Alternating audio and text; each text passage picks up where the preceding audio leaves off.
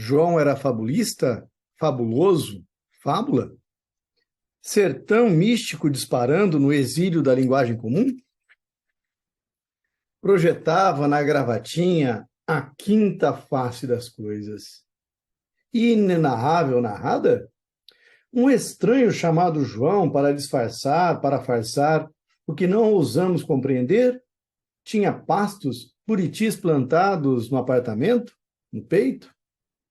Vegetal ele era, ou passarinho, sob a robusta ossatura com pinta de boi risonho. Era um teatro e todos os artistas no mesmo papel. Ciranda multívoca? João era tudo? Tudo escondido, florindo, como flor é flor, mesmo não semeada? Mapa com acidentes, deslizando para fora, falando, guardava rios no bolso, cada qual com a cor de suas águas? Sem misturar, sem conflitar? E de cada gota redigia nome, curva, fim, e no destinado geral, seu fado era saber, para contar sem desnudar, o que não deve ser desnudado, e por isso se veste de véus novos? Mágico sem apetrechos, civilmente mágico, apelador de precípites prodígios acudindo à chamada geral? Embaixador do reino que há por trás dos reinos, dos poderes, das supostas fórmulas de abracadabra, sésamo, reino cercado, não de muros, chaves, códigos, mas o reino? E João sorria se lhe perguntavam: que mistério é esse? E propondo desenhos figurava menos a resposta que outra questão ao perguntante. Tinha a parte com... não sei o nome. Ou ele mesmo era a parte da gente servindo de ponte entre o sub e o sobre, que se arcabuzeiam diante do princípio que se entrelaçam para a melhor guerra, para a maior festa? Ficamos sem saber o que era João. E se João existiu, de se pegar. Muito bem. Você está aqui no Estúdio de Literatura com o professor Rod. Se não é inscrito, por favor, se inscreva no canal, dê o seu like e ative o sininho para notificações de novos vídeos aqui.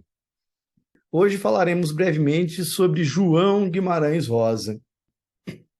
Esse poema que eu acabei de ler é o poema que o conterrâneo Carlos Drummond de Andrade fez a João Guimarães Rosa 3 dias depois da morte do amigo.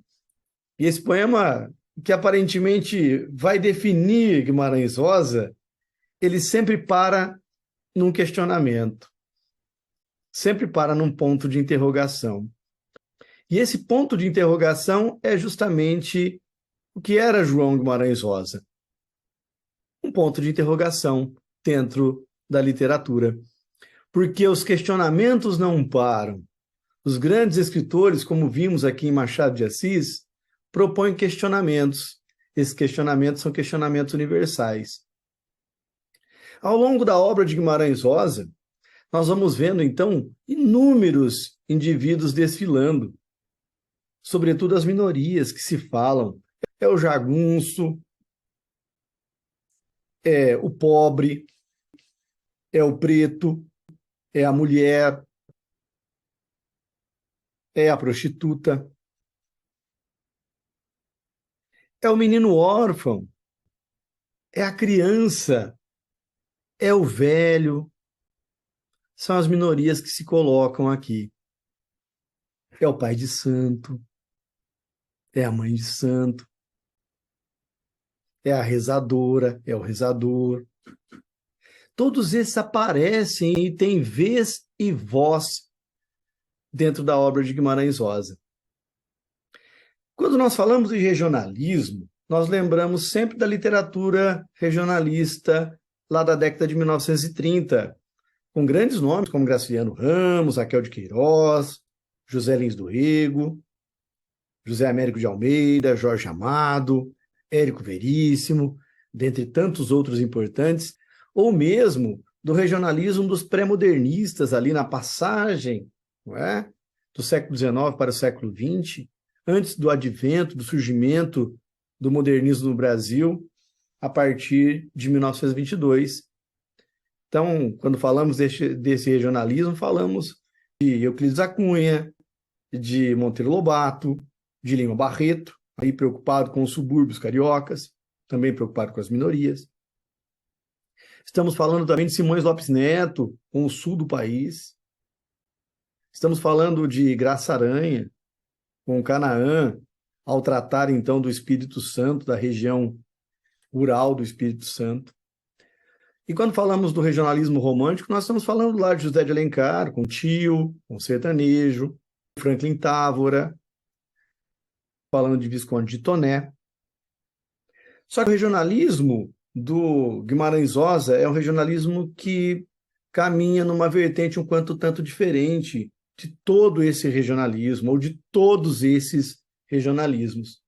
O que Guimarães Rosa consegue de diferente é o fato de universalizar o sertão das Gerais, o sertão ali entre Minas Gerais, Goiás, a Bahia.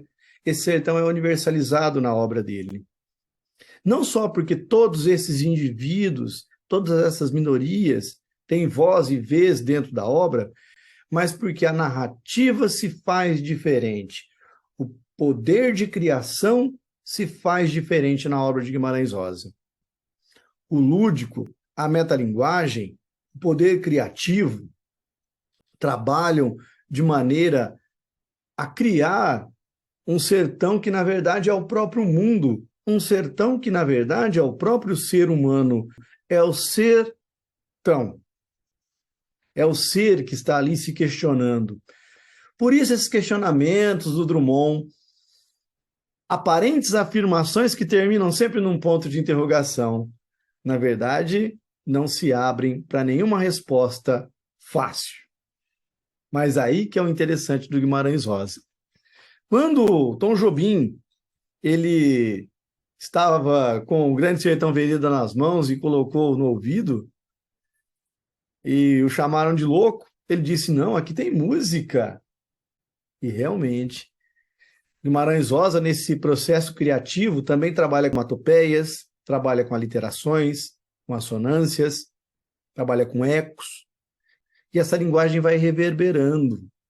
Dentro de um sertão mítico e místico, em que todos esses seres têm voz e têm vez, e que não são analfabetos ou semi-analfabetos para esse sertão, muito pelo contrário, é ali que o sertanejo ensina o doutor, como no romance Grande Sertão Veredas, em que o Reobaldo ensina para o doutor o que era viver no sertão, o que era o sertão e onde o sertão estava.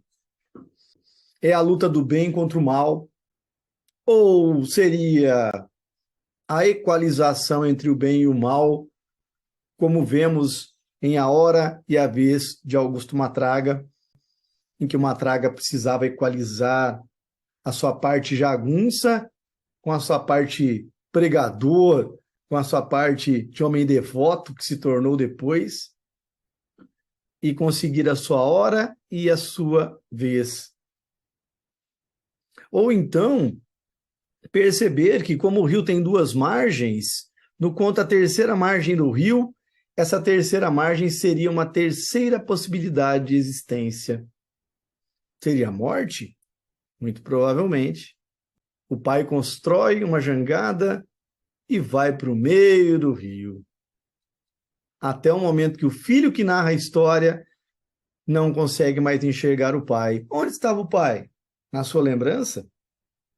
E chegou o momento, então, de ele ir para a terceira margem do rio também, porque ele começa a arrumar as suas coisas para tomar o lugar do pai, que já não estava mais no meio do rio. Então nós vamos percebendo que o Guimarães Rosa ele vai criando personagens, um tempo mítico, um tempo do Era Uma Vez, o tempo dos abre-te-sésamos, o tempo dos abracadabras, então, como Drummond vai dizer muito bem. Então, esse tempo mítico e esse tempo místico criam aquilo que nós chamamos de sertão. A compreensão da obra do Guimarães Rosa deve passar, assim como diz o professor Antônio Cândido, por uma espécie de suprarrealismo ou sobre-realismo. Está acima do próprio regionalismo. Parte dele, porque está ligado, portanto, às origens do próprio Guimarães Rosa, ou seja, Minas Gerais, mas consegue ultrapassar esses limites e vai para além. Então, questões metafísicas começam a se colocar. Intertextualidades começam a se apresentar ali. Como, por exemplo, no momento em que Riobaldo, de Grande Sertão Veredas, vai vender a alma ao diabo, como Fausto do Goethe, da obra do escritor alemão. Só que Riobaldo não encontra resposta. Ele não recebe resposta de ninguém. Será que o pacto tinha se concretizado? Um homem bom, como Riobaldo, que tinha conhecido a maldade por meio da jagunçagem também, mas voltou a ser um homem bom para poder lutar de novo na jagunçagem, precisava equalizar o bem e o mal dentro de si. Então, são essas questões que Guimarães Rosa nos coloca. O entendimento desse mundo e a aceitação desse mundo que é criado, de um sertão que somos nós mesmos, nos faz entender melhor a obra de Guimarães Rosa. Desde Sagarana, passando então por estas histórias, primeiras histórias, Campo Geral, com Manuelzão e Miguelim, sobretudo, chegando até o grande romance, O Grande Sertão Veredas.